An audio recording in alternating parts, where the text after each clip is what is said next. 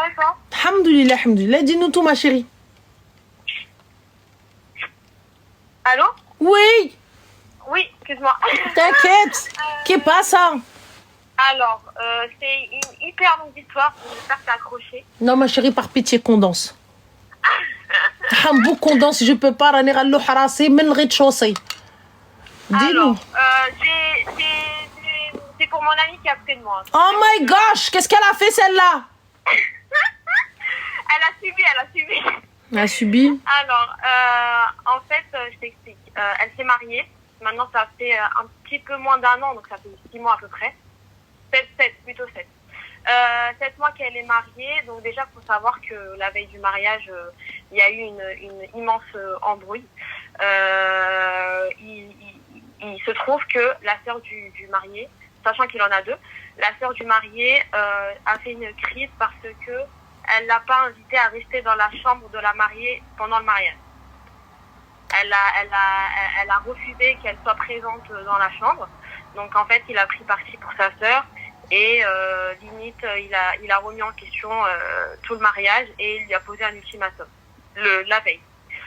Donc elle a pris sur elle-même et puis elle s'est dit qu'elle va quand même pas annuler pour ça. Donc Bien sûr que si j'annule, ma chérie. À se mettre un... Oui. Bien sûr que si j'annule, ma chérie. Je n'accepte pas si je ne suis pas, ok?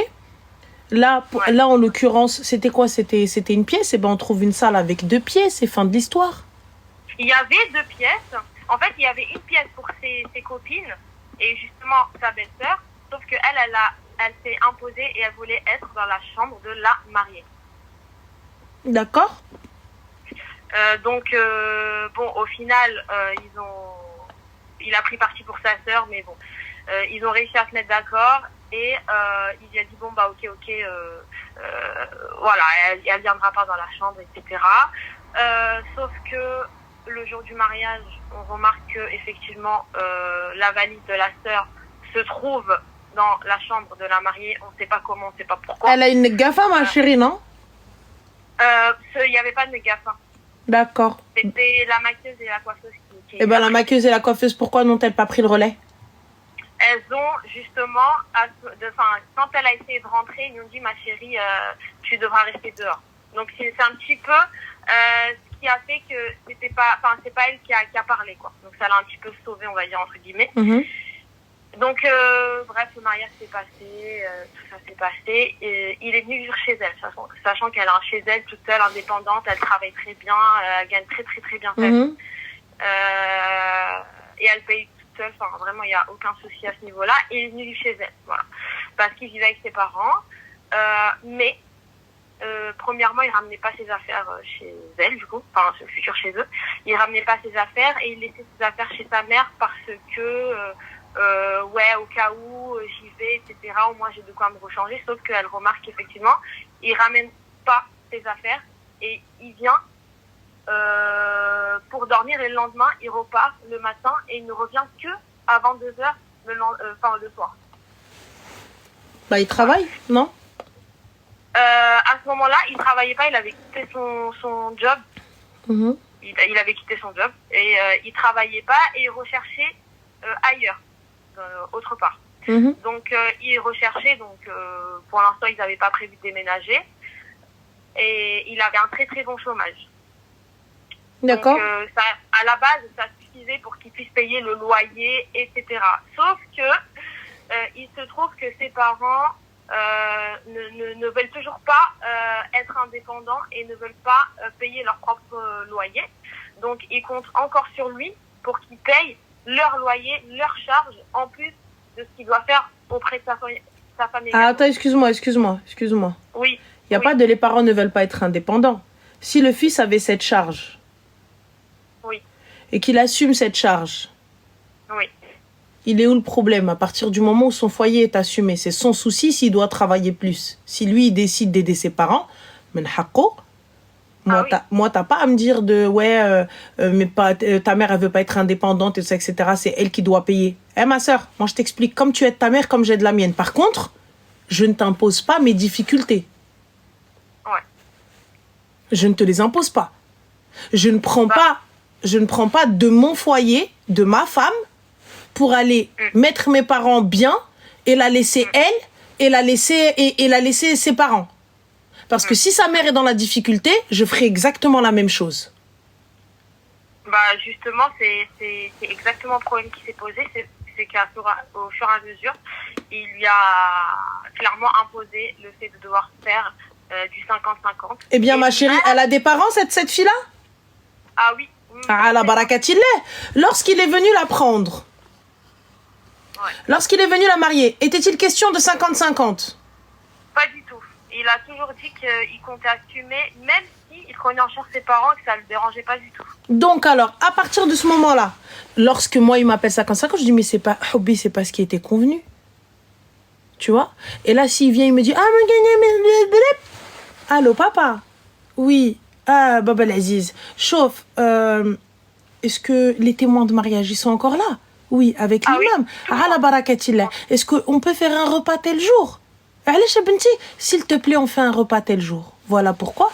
Ben voilà ce qui se passe. Hagalia, Hagalia, Hagalia. Vous avez des tuteurs, vous avez des pères, vous avez des frères. Il lui a dit dans tous les cas, étant donné que t'es ma femme, t'es censé me soutenir, vu que là, c'est une période compliquée. J'ai le cul entre deux chaises. Hein, c'est ton cul, c'est pas le mien.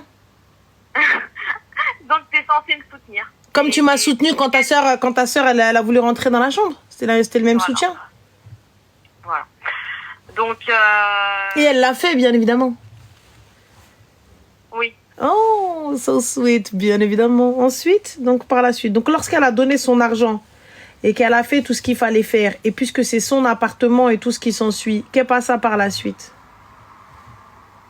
Et sachant qu'il est au chômage, sachant qu'il était au chômage en tout cas à ce moment-là. Moi, ma chérie, il peut être au chômage comme il veut, tant que le loyer est payé, que tout est payé, je m'en fous. Ah oui, ça c'est sûr, mais pour l'instant, il payait pas sa part, en tout cas, il faisait pas sa part des choses. Et il était au chômage, donc il était dans l'appartement ou chez sa mère, pendant qu'elle travaillait. Et quand elle rentrait le soir, il lui disait, bon allez, on mange quoi, tu vois. Et il y a une fois où elle était extrêmement fatiguée et elle n'a pas, clairement elle lui a dit, écoute, tu peux commander, tu peux faire ce que tu veux, mais moi je suis fatiguée, je vais dormir. Donc il a pris ses affaires et il lui a dit, dans ces cas-là, moi je me casse et je te divorce. Oui, et... Oui,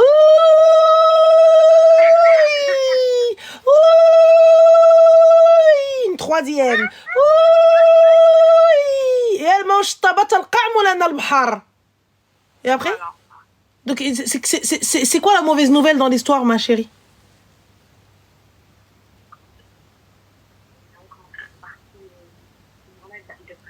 Ah oui. Donc là, actuellement, du coup, après qu'il lui ait dit, on divorce, je me casse, il y a eu, elle a eu un petit moment quand même de faiblesse, donc elle a essayé de s'expliquer avec lui.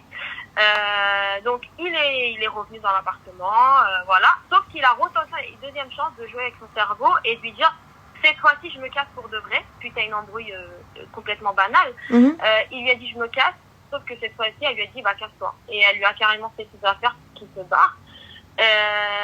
Et là, actuellement, ça fait 3 mois qu'il est chez sa maman. Et elle s'en fout, elle n'a pas appelé du coup sa belle-fille pour juste savoir pourquoi son fils il est juste tout le temps chez elle. Elle veut faire quoi, ta copine? Elle veut divorcer, il veut pas. Elle fait le rôle. C'est elle qui le divorce. C'est possible. Sachant qu'ils sont mariés civilement aussi. Et alors? Elle entame les procédures déjà de 1, mais religieusement, elle fait le rôle. Et par exemple, là, elle veut savoir concrètement, est-ce que c'est injuste de sa part de lui imposer, du moins de lui demander d'arrêter de prendre en charge sa famille et de faire sa part des choses ici, dans son foyer. T'as pas à lui dire de ne pas prendre en charge sa famille. Tia, sa famille. C'est pas ton problème, Tia. Ton problème, c'est qu'ils prennent en charge le foyer. Je m'en fous comment. Je m'en fous qui fêche. Je m'en fous à lèche. Je m'en fous de... Peu importe, c'est pas ton problème. Tu sais, ma chérie, il donne 2 millions d'euros par mois à ses parents, c'est pas ton problème si c'est son argent. Tant que moi, mon foyer, il est tranquille, tout va bien, tout est réglé, il est assumé, je m'en fous. Sachant que, en tout cas, c'est pas du tout ce qu'il lui disait avant de se marier, et qu'au final, même quand il était là pour vivre, enfin quand ils vivaient ensemble, il se permettait de faire des tableaux. Mais apparemment, elle le reveut. Non. Bah si. En vérité, elle ne reveut pas, elle pose des questions. Non, si tu poses des questions, c'est que tu reveus. Bah, parce que, surtout, en ce moment, il est sur son dos. Il est sur son dos, elle sort, il est là, elle rentre, il est là. Et alors, il est sur mon dos, c'est quoi le problème? Il fait miskin, quoi. Mais ma chérie, ça fait 3 mois qu'il a quitté l'appartement. T'as été au commissariat pour déclarer qu'il a quitté l'appart? Non, pas du tout. Et pourquoi t'as pas fait ça déjà? Il a son nom, du coup, elle sait pas qui porte. Non, tu dois quand même aller déclarer. Tu retires, tu changes les serrures. Ben là, déjà, petit 1. Tes parents, ils sont au courant de tout ça? Et ouais, ils sont au courant et puis ils veulent... en tout cas, ils veulent pas qu'il revienne et ils veulent que... En fait, ils veulent parler à ses parents, à lui, pour au moins mettre les choses au clair. Mais quelle mettre choses au clair, ma chérie? Ça fait 3 mois que leur fille... Ça fait 3 mois, cousine. Ça fait 3 mois qu'elle est là. Normalement, moi, tu vois, si je suis le père de la... Tu vois, par exemple, moi, j'ai une fille demain. J'attends, je te mens pas, j'attends. J'attends que mon beau-fils vienne chez nous. J'attends. C'est exactement ça. 3 mois. Toujours pas de nouvelles. Barabbi, tu m'appelles pour toquer à ma porte. Je vais te dire, Awildi, shkoun ça. Ah, Anna, parce que Khalti, j'aimerais pouvoir parler de ce qui se passe avec ta fille. Smahliya. Il fallait parler avant. Maintenant, 3 mois, ça y est, t'harmat alak Awildi. Bslama alik. Le problème, c'est que le pire, c'est que ni lui, ni ses parents, ils acceptent la conversation. Mais j'en ai rien à foutre d'accepter la conversation. Qu'est-ce que vous racontez? Donc là, maintenant, c'est la famille de la fille. C'est parce que c'est lui qui est parti. C'est pas elle. Ouais. Elle part, je te mens pas, j'appelle. Oui, Wildy, qu'est-ce qui se passe? Elle est venue, elle est arrivée, qu'est-ce qu'il y a? Là, c'est toi qui pars, qui quitte le foyer. Excuse-moi, Habiba. Pardon, princessa. C'est toi qui pars. Et en plus de ça, je dois t'appeler. Oui, Lella, tabarakallah alik, oui. Oui, bien sûr. Et oui, Lella, on aimerait juste savoir un petit peu qu'est-ce qui se passe. Et ouais, t'arfi, le bnita, l'oubliyed. C'est elle l'oubliyed, c'est lui le bnita. C'est lui qui a pris ses affaires et qui est parti. C'est elle le mec. C'est elle, bouche-larme. Il dit qu'il veut pas mêler ses parents à... Bah oui, mais il mêle pas ses parents. Mais du coup, là, voilà. Parce que là, مشغضبان ويلي الزمان هذا مشغضبان. لا غنجي عندكم ان شاء الله. ونجيب معايا البنت ونجيو نهضروا ونجيو. on vient pour parler parce que مسكين. Oui, non, ما نخليوش يغضب, bien sûr. Elle oublie pas les fleurs. Elle n'oublie pas les fleurs, elle oublie pas, elle lui prend un petit cadeau, elle lui prend un petit bijou. Elle lui prend un petit bijou et quand elle va le voir, تبوس ليه راسو تقول لي pardon Habiba. يلا رجعوا للدار. On rentre à la maison Habiba, tu rentres avec moi? Ouais mon cœur. Mais non, mais arrête de bouder s'il te plaît. Arrête de bouder ma vie. Arrête de bouder mon bébé. T'inquiète, je t'achète la PS5, viens Hobby. Voilà, t'oublies pas le pyjama en soi, tu lui mets à lui. Pas à toi, parce que toi c'est haram, étant donné que t'es un bonhomme. Tu vois? Et tu enlèves tout l'or que toi tu as, tu lui donnes à lui, il les met en bracelet. Comme ça, quand il vient, il te dit je vais chez ma mère, ça va faire tering les bracelets. D'accord? Parce que bien évidemment, you are a bonhomme. Voilà. Ouais. On est où là? Donc là, maintenant, moi je suis plus mec que lui. Donc lui, il prend ses clics et ses claques. Et il va chez sa mère et pendant 3 mois, il fait l'autruche. Non, mais parce que je mêle pas nos parents à nos histoires. What the fuck? Tu mêles pas tes parents à nos histoires? C'est-à-dire, étant donné que tu es chez tes parents, comment est-ce qu'on peut ne... Ta mère, elle te voit pendant 3 mois comme ça, Gelsa. Moi, ma chérie, je la vois, je vois le Maghreb, il est passé. Je lui dis, cousine, t'as pas de maison, t'es pas mariée. Moi, ma mère, elle arrive, elle me voit, je suis posée dans le salon, elle me dit, tu mets un rajl. J'ai commencé à me dit, ton mari, il sait que t'es là. Cousine, c'est la journée, et midi, que tu racontes. Et Allah. Et là, il y a une semaine à peu près, il l'a appelé D'ailleurs, elle essaie de répondre le moins possible. Ah, elle essaye. Ah, so sweet, elle essaye.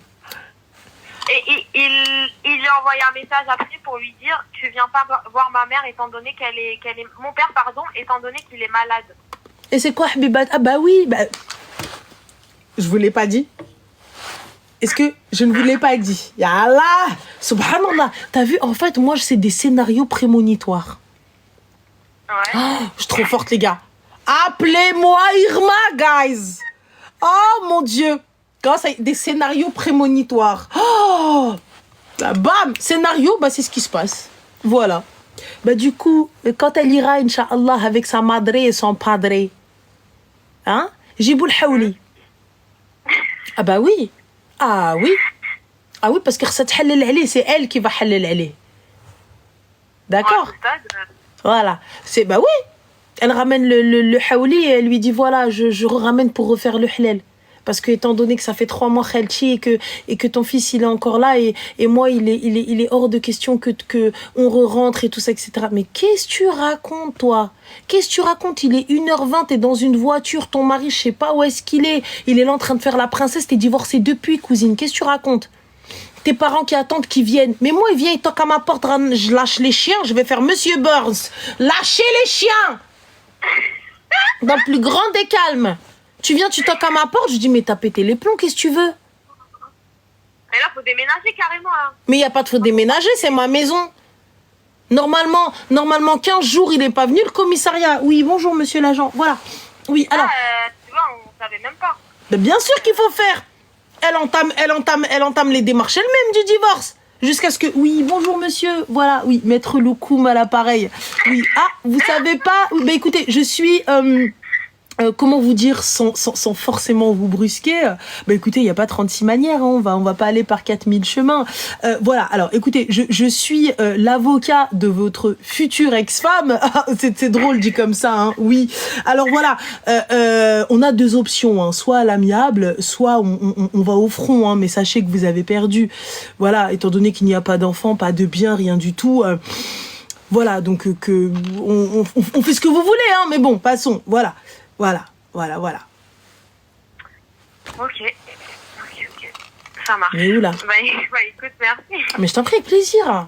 Ce fut fort sympathique. Beaucoup. Je t'en prie, Habiba. Bisous, Zine. Au revoir, les filles.